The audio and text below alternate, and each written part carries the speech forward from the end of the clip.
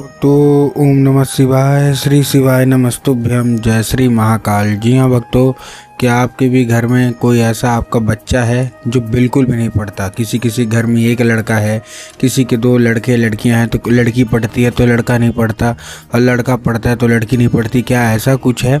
और जो बिल्कुल भी पढ़ाई नहीं करते, तो आप लोगों को परेशान होने की बिल्कुल भी आवश्यकता नहीं है, क्योंकि आज जो मैं आपको उपाय बताने वाला हूँ उसके करने से अवश्य रूप से आपके घर का जो कोई भी व्यक्ति है, चाहे वो आपका लड़का है या लड़की है, अगर पढ़ाई में कमज़ोर हैं तो अवश्य रूप से उनका जो मन है वो पढ़ाई की ओर आकर्षित होगा ही होगा।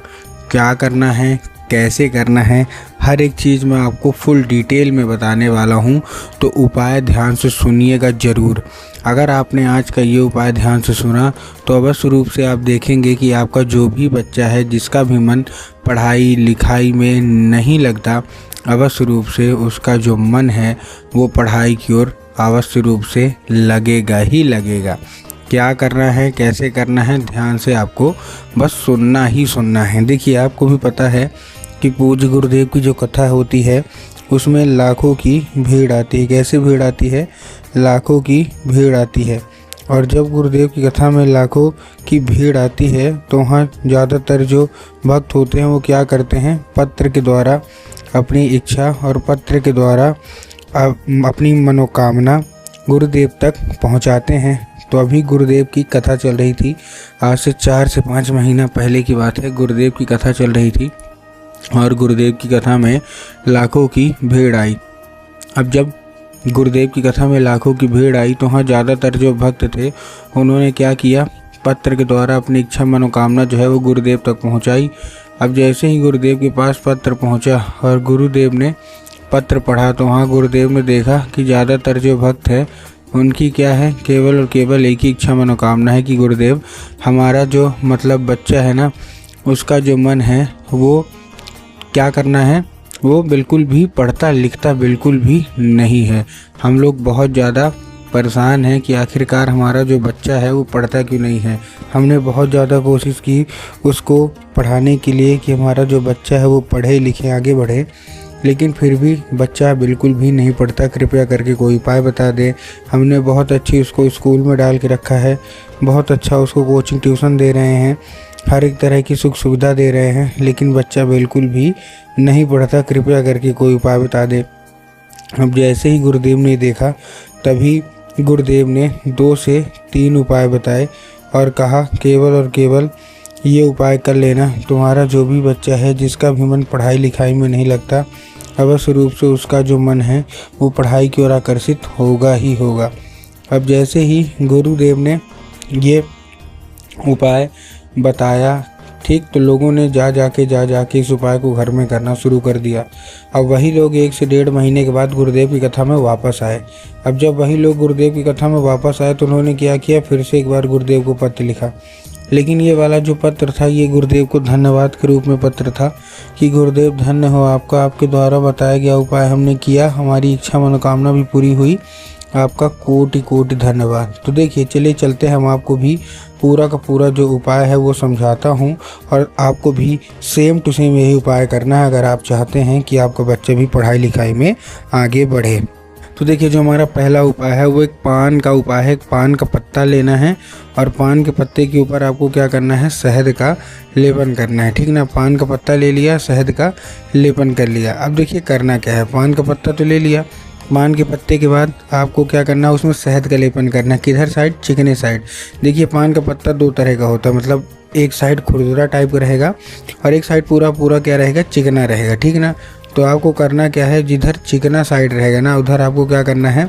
आपको लगा देना है। ठीक, क्या लगा देना है? आपको लगा देना है केवल और केवल शहद उस पान के पत्ते में। ठीक है, लगा दिए।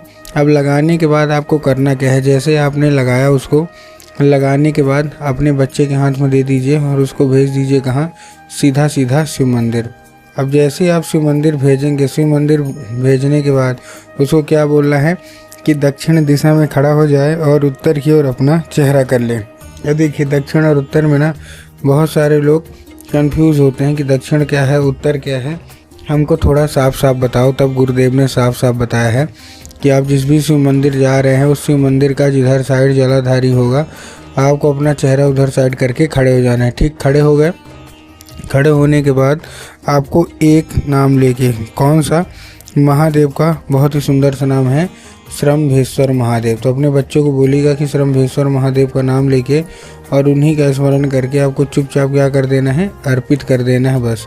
पूज्य गुरुदेव कहते हैं कि अगर आपके बच्चे ने इतना ही उपाय कर लिया तो अवश्य रूप से सारी इच्छा मनोकामना जो है ना वो पूरी होगी ही होगी। ठीक, ये था कौन सा हमारा? ये था हमारा पहला उपाय। अब हम चलते हैं अपने दूसरे उपाय की ओर। अब देखिए जो हमारा दूसरा उपाय है, इस उपाय में आपको करना क्या है? केवल और केवल जो एक दूसरा उपाय है, इस उपाय में आपको करना क्या है?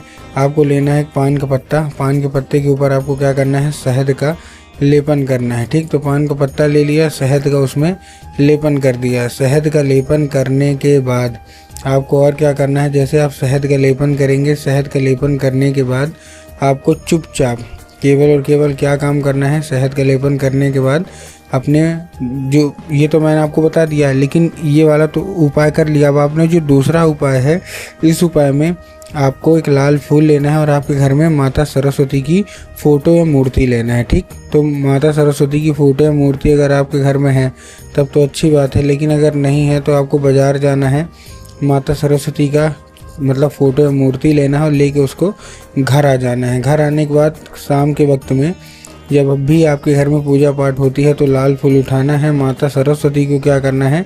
अर्पित करना है और माता से उसको औषधि के रूप में मांगना है कि माता कृपया करके हमको इसको औषधि के रूप में प्रदान करिए। अब क्या होगा? अब ये औषधि के रूप ले लेगा। अब आपको करना क्या है? उसी रात जब आपका बच्चा अच्छे तरीके से खाना पीना खा के सो जाए तो आपको वो जो लाल फूल है वो उठाना है और अपने बच्चे के माथे पे 2 से 3 बार आपको क्या कर देना है? फेर देना है बस। पूज्य गुरुदेव कहते हैं कि अगर आपने ऐसा कर लिया तो अवश्य रूप से सारी इच्छा मनोकामना जो है वो पूरी होगी ही होगी और आपका बच्चा पढ़ाई की ओर आकर्षित होगा ही होगा।